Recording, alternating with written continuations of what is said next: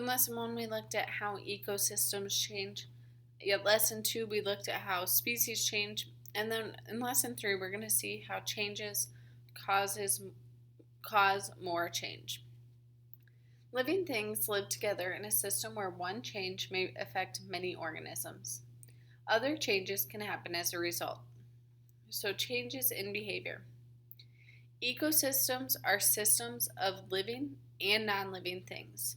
As in any system, changes in one part of an ecosystem can affect other parts.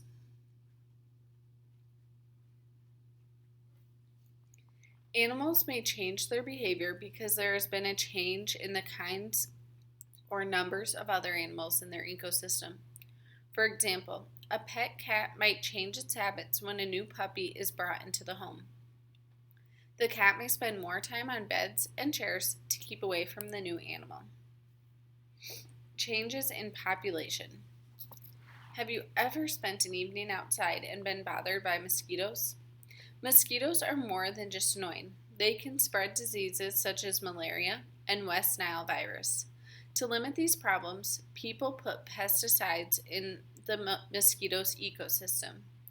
Pesticides are poisons that kill insects. They might put these poisons inside the plants around them. It's ways that the mosquitoes will touch it and then die. Some populations of mosquitoes have developed adaptations to this kind of change in their ecosystem.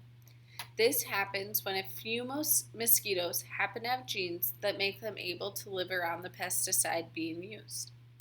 While other mosquitoes die, the few mosquitoes with these genes survive and reproduce. Some of their offspring might have these genes too. They will survive and reproduce.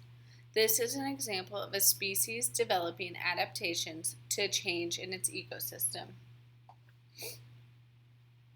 So some populations of mosquitoes have developed adaptations to changes in their ecosystem.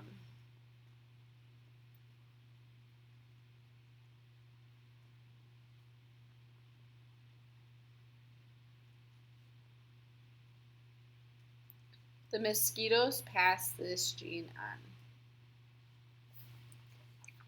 Antibiotics are medicines used to kill disease-causing bacteria.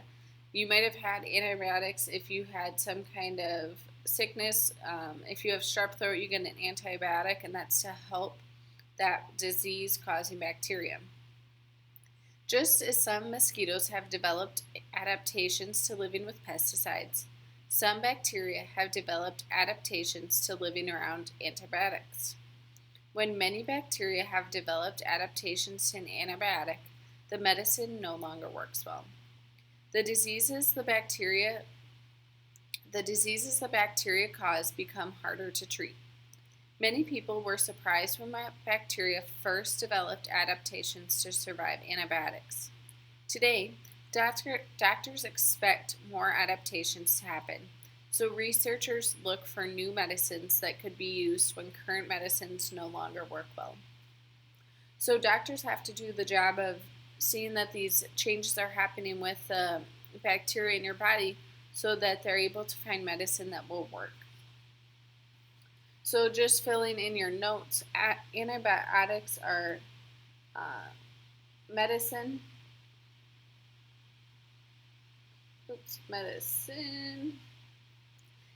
to kill disease-causing bacteria. Bacteria can adapt to fight the antibiotics, and they become harder to treat.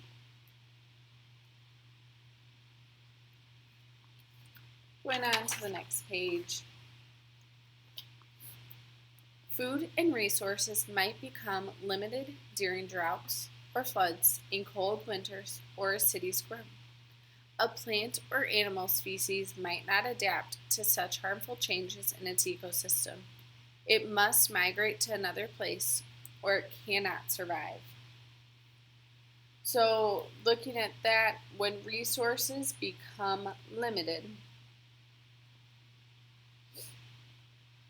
A species may become extinct.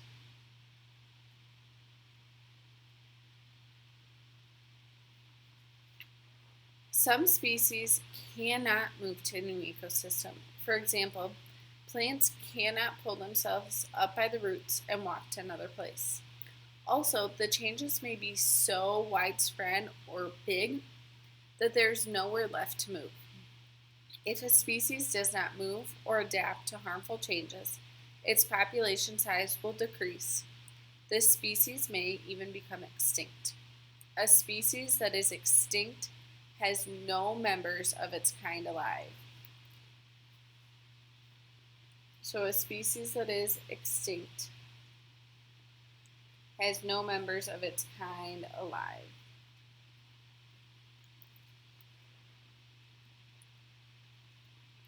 One extinct animal is the dodo.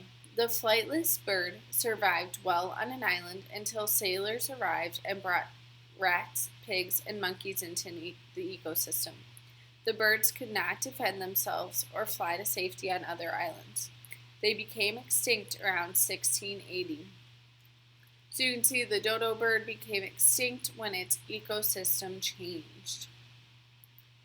Going on to what fossils show. Many fossils of plants and animals have been found. They show species that lived long ago but are now extinct. So species have become extinct as a result of natural processes and human activities. What species do you know that are extinct? If you know any, you can write them down on your notes next to them. Scientists can learn about past extinctions by studying fossils. So we can fill that in. Scientists can learn about past extinctions by studying fossils. The kinds and numbers of fossils found in different kinds of rocks give clues about the past ecosystems. Fossils give evidence in any ecosystems. Some plants and animals survive well, and some do not. So fossils are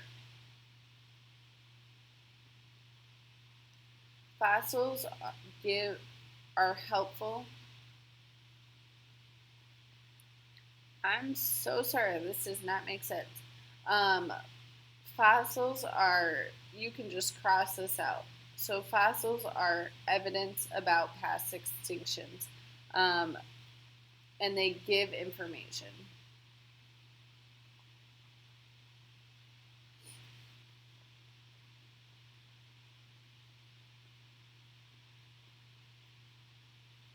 Going on to the last part, and this is effects of human activities. The note I want you to write, you can write it down before we read through. Humans can affect animals and their environments. Think about what happened to the American bald eagle. If you're like me, you don't know what happened to the bald eagle, but we'll read about it. For many years, the pesticide, or that poison, DDT, was put on farm fields to kill insects that ate crops. Rains washed it into lakes and streams. Soon, fish had DDT in their bodies. Bald eagles ate the fish, and then when the eagles laid eggs, the DDT made the egg shells thin. Many eggs broke before the young bird hatched. Other eggs did not hatch at all. The eagle did not adapt to the pesticide in its ecosystem. The eagle population kept getting smaller because fewer offspring hatched. It seemed that the eagles would disappear from most of the country. Their population started to grow again after using DDT was outlawed.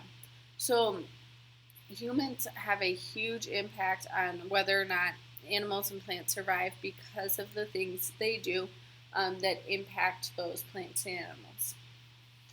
We're going to go on to our worksheet. I gave you huge help on number 9. I'm going to do, you can do the top part on your own, and I'm going to do a couple, I'll do 2 of your the second part with you. So some populations of mosquitoes have developed blank to changes in their ecosystems. I know that mosquitoes wouldn't develop pesticides, but they would develop adaptations or changes.